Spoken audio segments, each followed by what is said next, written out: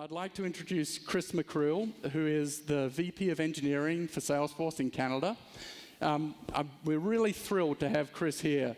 He's been with Salesforce since 2005. So as you can imagine, someone who's been working in engineering has massively solid understanding of both the Salesforce platform, and because Salesforce technical people tend to spend a lot of time with customers as well, he has a great understanding of where the world is going from a cloud infrastructure perspective and how companies are trying to use it. So I'm really thrilled to have Chris come up and give us a bit of an introduction to what Salesforce is thinking about this area. Thanks very much. Give a clicker. I won't shake your hand. Thank you. I had to make sure can everybody hear me? Great. I had to make sure I had the clicker. Actually, the introduction makes me look or sound really old, being in technology, but it's incredible all the change that we've seen throughout the year, throughout the last 10 years. In fact, this is truly the most exciting time to be in technology.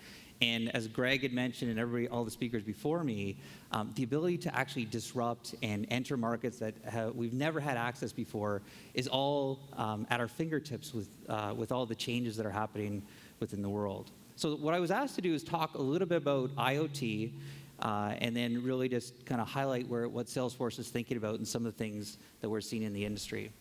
And it's funny because IoT is truly changing the world, and a lot of people don't realize that Internet of Things is nothing more than an application or a sensor or something that actually can talk or that you can control remotely. And for a lot of people, they don't realize that an application on an iPhone is an incredible way to get insights that you've never thought were possible about your customer, or to control a device that you never thought was possible, like your thermostat in your home.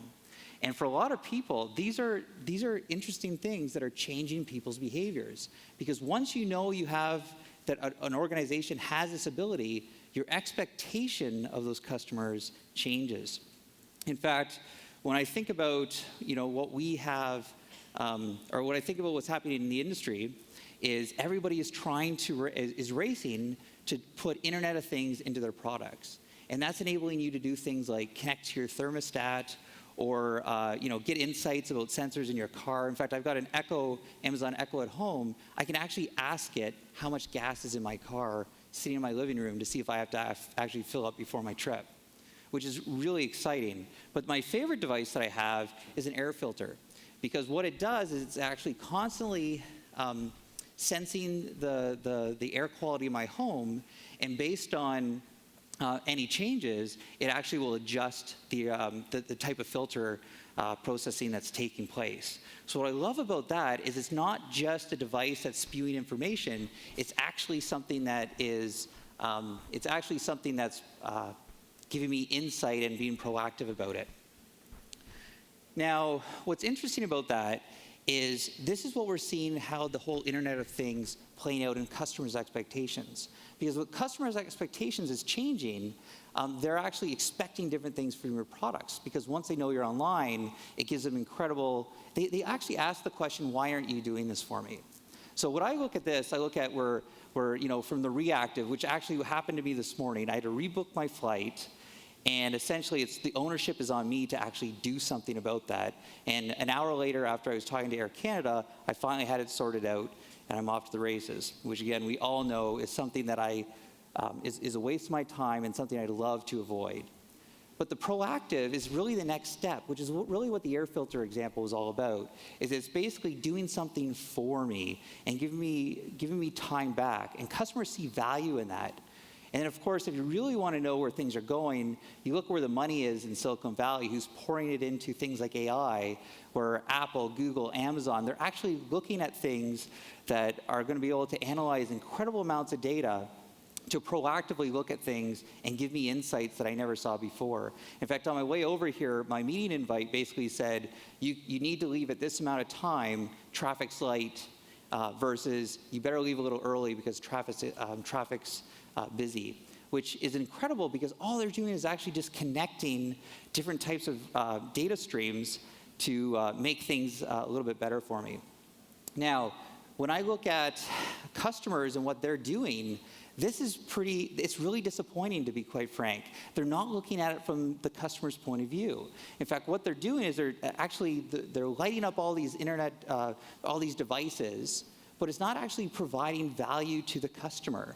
So it's great that I can actually, my sensors of my tires of my car actually can tell me how much air I have, but it's not actually doing something for me, and it's not actually driving me to feel that I need to spend more money, if you will, on something that doesn't provide value. And this is where we see a big change. I just want to talk a little bit about a story, how easy it is, especially for this audience, to take advantage of just connecting some information together. So when I was in California last week, and unfortunately for me, I was in a hotel, and this is really where my expectations were not met. I forgot my suit jacket in the hotel room, and essentially, I didn't realize till 5 days later when I was packing to come out to Vancouver, and I essentially looked around my house and I couldn't find my suit jacket. And I'm like, oh, you gotta be kidding me. And I immediately thought to myself, well, if I left it in the hotel room, they would have called me because they have all the information they need to do that. So I literally spent 30 minutes searching around my house and realized finally my wife says, well, you better call them just to make sure. And sure enough, after 30 minutes, going to housekeeping, they had to go search for something. They were going to call me back, et cetera. They basically said, yeah, we had found your jacket. We're going to send it to the AV department because they're responsible for the shipping. And they're going to call you tomorrow, collect your credit card information, and they'll send it to you. And I thought to myself, what a massive fail. Like, my expectations are not like really high for hotels. But at the same token, you say to yourself, they have all the information at their fingertips to make that a completely different experience, right? So what should have happened is they should have probably called Traction and had them write a program that essentially allows them to scan my suit and say, look, Chris Makkreel forgot his suit. They immediately know who's in the room, and it's almost brainless on their mobile device, brainless to see what my email is, and then have a computer just basically send off a simple email and say, sorry, Mr. Makkreel, we noticed that you left your suit. Please give us a call, and we'll send it to you. Pretty simple. I mean, that is the expectations we all have. In fact, they should have gone even a step further because they should know who I am. They do know who I am. In fact, what should have happened is they should have scanned my suit. They should have then said, who is Chris Makkreel? And it should have told them that, this is how much he spends on our property. Here's the history. Is he a gold, silver, bronze? And based on that information, I want to actually do the following actions, right? So if I'm a bronze customer, here's the email. Chris, just fill it out. Give us your credit card number. We're off to the races. If I'm silver, they should have just sent it to me express post, 5 days or whatever it is, and it'll show up on my doorstep. Or third, if I'm a gold customer, it should have been overnighted to me because you know what? If you look at my history, I'm spending a ton of money at the hotel, and for $20, it's not worth me being upset about it. And more to the point, they had the opportunity to solve my problem 4 days before I realized I had a problem. And that's where the power is, and that's where everybody in this room has an incredible opportunity to drive change within and enter in different markets that give you an incredible advantage. And it's really just repivoting the organization and thinking about how can we actually make the customer experience better. And this exact example that I just gave is what I'm pretty excited about when I think of what we introduced last year at Dreamforce, which is our IoT cloud.